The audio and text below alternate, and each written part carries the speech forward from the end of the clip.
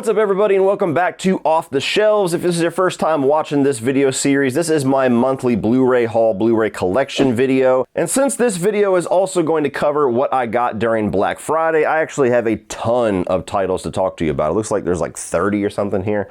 Pretty big. It's right here. It's right here is the top of the stack. You can't see it, but I can see it. So we'll start off with all the titles that I got on Black Friday. Most of these were from Best Buy, but I ordered a couple off of Amazon. I got the 4K of Elvis. I really enjoyed this biopic. A lot of style. I never really got into Baz Luhrmann's previous movies, but I think that his energetic style actually really worked for this one. Tells a really good, interesting, and tragic story about Elvis Presley. The music, of course, is great, and Austin Butler, he's a lock for a nomination, but he might walk away with the Best Actor win, depending on, I think Brendan Fraser is the other favorite. So we'll see, but you might see this guy holding a trophy by the end of this year. Definitely go out and buy that one. It was a really good movie. The Northman, which I actually did review. I'll put that link up here. This is a movie that I liked. It was one that I had a lot of enjoyment with as far as it not being overly artsy. That's something that Robert Eggers so far has kind of struggled with, to where, especially in The Lighthouse, is just a little bit beyond my reach as far as my taste. But this one had a nice balance to where it's a very classic revenge tale, kind of like The Lion King, Gladiator, things like that, but with a nice artistic flair. So I dug this one. I enjoyed it. I wouldn't have bought it if it wasn't for a really good price. So I am glad I got to pick that one up on Black Friday as well. Smokin' Aces. This seems to be a love-or-hate movie. I've always loved it. You know, it was the first movie that I saw with the director, Joe Carnahan. Couldn't think of his name. And he's gone on to do quite a few movies that I enjoy. So it's one of those movies that tells kind of an out-of-sequence story with a bunch of different characters, and they all kind of converge in this plot by the end of it. I thought it was really good. I think there's some really good standout performances in here as well. Some really good comedic scenes, and it's pretty decent little action and twists and turns along the way. So I've always dug this one. Obviously, since I bought it, right? This one was not on sale for Black Friday, but I bought it because it was new and it was just staring me in the face when I was there. Wayne's World, party time, excellent. I have to, I'm sorry. Yeah, another one of those classic SNL era movies from the 90s. I have yet to meet somebody that doesn't at least like these movies. So yeah, I had to pick this one up. There's a 4K Steelbook. And so what else can you say? It's Wayne's World. Another one that was not on sale, but I had to pick up because it was there, and that is the Reservoir Dogs 4K Steelbook. And this one has the really neat detail of the ear coming off, which that alone made me want to buy it. That's just very cool. I like when movies actually have some talent and some effort put into the packaging, unlike Poltergeist, the 4K, which I had in my hand, and I was just so insulted by the horrendous cover that I put it back. But yeah, Quentin Tarantino's first, one of his best. Nothing else you could say about it. Wanted to have it on 4K. This is one I got off of Amazon, the original Top Gun. As I said in my Top Gun Maverick review, I've never been a huge fan of this movie. I like it, but it's not one of those best of all time cultural phenomenons for me, just not my generation, but I liked it enough to pick it up. It was like $8, so definitely worth it for me, and especially something I'd like to watch and then pair with Top Gun Maverick whenever I go to rewatch that one. Another one that was not on sale for Black Friday, but I picked it up because my wife really enjoyed it, and I had a good time with it. Vengeance. It's kind of a comedy, murder, mystery, drama type thing. You got BJ Novak here. He's the one who wrote, I think he might have even directed this movie. I could be wrong. Written and directed by BJ Novak. And essentially he gets a call where this girl that he used to date for just like a little sneeze or went out with once got killed, and essentially her family thinks that he's like her love, like that was her boyfriend. And so he kind of gets roped into coming to her funeral and then gets roped into trying to solve the mystery of her murder. A really good, entertaining, clever movie that was just, for comedies being so stale nowadays, I really enjoyed this one. There was a lot of comedy that went over my head because it's a lot of Texas comedy. My buddy Sean Chandler said that whenever he went and saw this, him and everybody in the theater were like erupting into laughter in so many moments that probably were not significant for me. There's like a lot of Whataburger jokes and stuff. So especially if you're in Texas, check it out. But I actually really thought this was a nice little surprise this year. One of those quieter movies. And the last pick that I got on Black Friday, which I've not seen yet, is the Kingsman. This one was also on sale. I really loved the first Kingsman. Did not like the second one. I heard this one was a lot better than the second one. I just never got a chance to see it. So I got it in the hopes that I will be able to check it out soon. All right, that was all the Blu-rays from Black Friday. Now moving on to all the other shit that I got this month. The 4K of Summer of '84. This was my favorite horror film the year this came out, which I think was 2018. I could be wrong. But really, really good throwback, kind of like Goonies, Stranger Things-ish type tale, where you have these 4 kids and they think that this cop that lives in their neighborhood is actually this murderer that's been kind of prowling about, and so they're kind of spying on him. It's got a Disturbia flavor to it, but where this movie turned into a movie that was just kind of familiar and really enjoyable into one of my favorite horror films, and that my favorite horror film that year is how much balls it has with where it takes the story and some of the things that happen. Like, it just goes so far beyond what you thought they were going to be able to do with that concept, and I can't describe it anymore without starting to spoil things, but the third act of this movie was just like your jaws on the floor the whole time. So I absolutely loved it. Had to get the 4K. Nope. This is a movie that I liked. You know, I liked enough to have it. It was on sale, so I picked it up. I'll put the link to my review up here. Better than Us, not nearly as good as Get Out, in my opinion.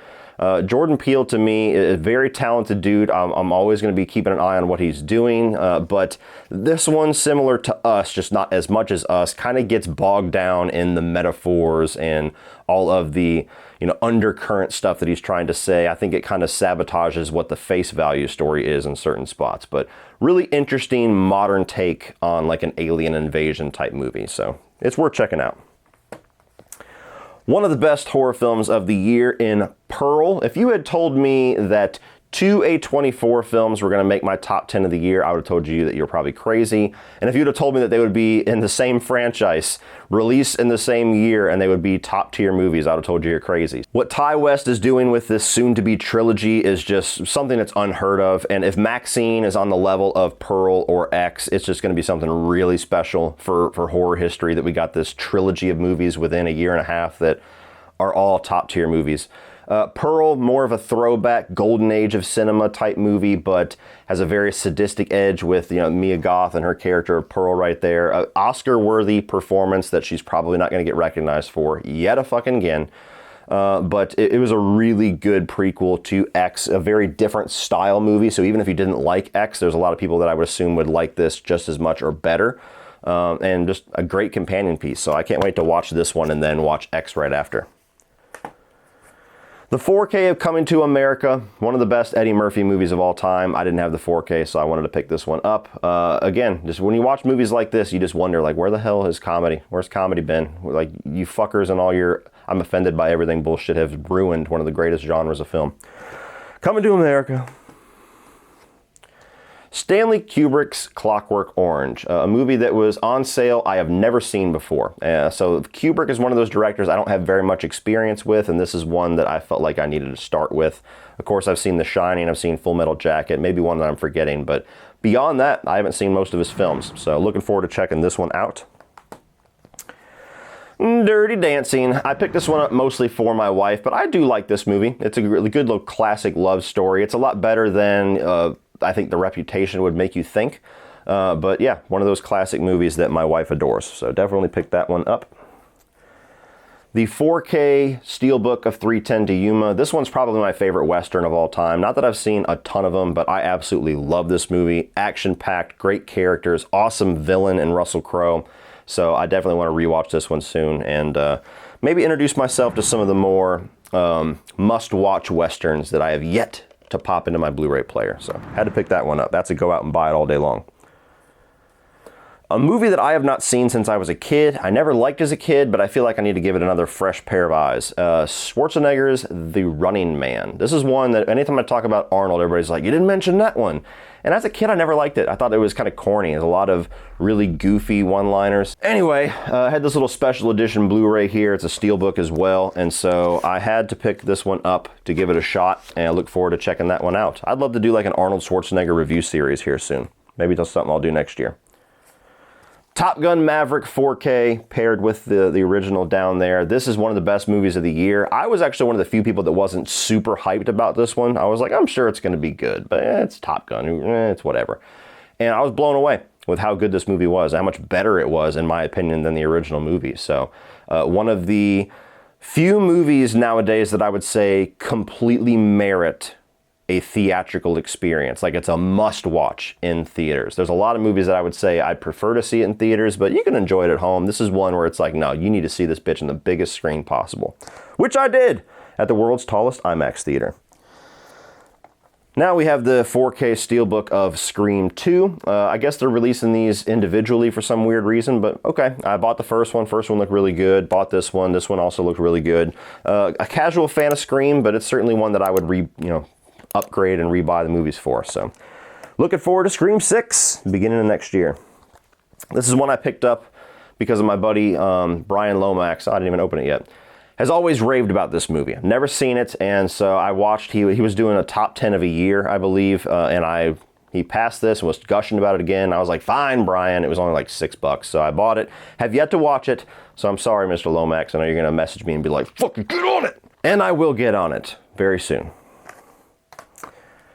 Now we have the 4K of Evil Dead, and I believe this also has the unrated cut. Yes, it does. So one of my favorite horror remakes by a landslide, and I wanted to upgrade to this 4K because I'm sure it's going to look awesome. This is one of the better shot modern horror films, and I want to see the fucking bloody carnage third act in glorious 4K. Got this stack of movies that seems awfully wobbly. Of course, you knew I was going to buy this one. The Lost Boys 4K Steelbook. I think this was a Best Buy exclusive, but definitely had to get this one. The Lost Boys has always been in competition with John Carpenter's The Thing as my favorite horror film of all time. I grew up just loving this movie. I still love it to this day. Still rewatch it at least once or twice a year, so had to upgrade to that one. One of the bigger surprises this year, I didn't have much faith in this at all, Orphan First Kill. Now, I liked the first movie. The twist was unfortunately spoiled for me, so I don't have that like deep-seated love for that surprise of that movie, but when they said they're doing a prequel so many years later, and they were of course bringing the actress back who is much older now, I was just curious on how they were going to be able to pull that off. And I was like genuinely surprised at how well they pulled it off. Not only just on a practicality sense of actually making her look like Esther and making her look like that little girl again, even though now she's a full-grown woman, but also the story that they decided to tell here. Because I'm like, okay, prequels to me usually are disappointing because you know where they're going. There's not a whole lot of surprises, and if they do surprise you, it's in a bad way. And this movie takes a turn about halfway through. You're like, holy shit, that's the story we're telling here? Fuck, this is going to be wild. And it was. So I really dug this one. It was on Paramount Plus, I want to say, so you can probably still watch it on there if you want to check it out. But yeah, if you like the first one, I would definitely check this out. Orphan First Kill, one of the bigger surprises of the year. Now we have Bram Stoker's Dracula, a movie that I have bought twice. I bought the Blu-ray, and now I've upgraded to the 4K Steelbook and still have not sat down to rewatch it. I watched this once as a kid, and it's one of those movies that I've always had the interest to check out, but for whatever reason, I always forget about it. So hopefully with this one being bought and the shiny Steelbook that looks great, I'm going to keep it over here to the side, and I'll be able to rewatch it here very soon. I'm going to move this pile before it falls and makes a big loud sound.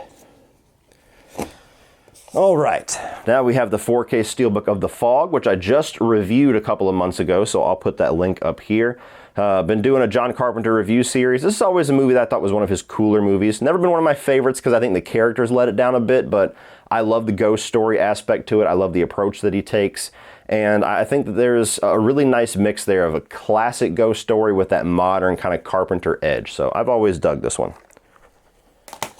The 4K of Escape from New York, which I also recently reviewed and dressed up as Snake Plissken for Halloween. So, Escape from New York, one of the best of the Carpenter movies in my opinion. Certainly one of his best action-centric movies, not necessarily the horror movies. Really good story, pretty ahead of its time with some of the concepts there, and of course gave birth to Kurt Russell as far as we know him, because he was a Disney guy that was trying to break out of that stigma, and John Carpenter allowed him to break out of that. And then we had one of the best action stars of the 80s and 90s. So, absolute classic. Woo! Two more. Now we have the 4K Steelbook of Fright Night, one of the best vampire movies of all time. Definitely in my top 3. It's more classic than something like Lost Boys that's kind of going for that more modern edge, at least for what the 80s was looking for. Fright Night kind of combines some of the 30s and 40s flavor with the 80s flavor to it, and kind of has nostalgia for both eras of horror in a lot of ways. I actually got to meet Chris Sarandon this year at MegaCon and got his signature on a picture for my father, so that was really cool. Really nice guy, but always been one of my favorites. Definitely wanted to upgrade to the 4K. And last but not least, which again I have yet to check out, I have the Dawn of the Dead 4K that came out. So this one is a foreign release, but little under-known fact, the 4K Blu-rays are always region-free. So I had to find that out the hard way. So no matter what, if you don't have a region-free Blu-ray player, if it's a 4K release, it'll play. It'll play no matter what, if it's region-free or not. So the original Dawn of the Dead, one that I was late to the party on, but one that I certainly enjoy. It is my favorite of the Romero movies, so I wanted to check this out and finally have a copy of it that I didn't need my 4K Blu-ray player to, or need my region-free Blu-ray player to be able to check out. So I did miss this when it was in the theater though for Dawn of the Dead 3D. Damn it. Oh, all right guys. I'm out of breath. That was a lot of Blu-rays, a lot of movies. Well, that's it for this one, guys. If you enjoyed this, please click over here for the playlist of all of my other off-the-shelves videos for the past like 4 or 5 years. And I'm also going to put my Blu-ray collection video up here. It's 1,800 plus titles, and I'll probably update that video sometime next year. As always, guys, thank you so much for watching. Like and share this video. Hit that subscribe button so you don't miss anything in the future. And remember, opinions are like assholes, but that doesn't mean you have to be.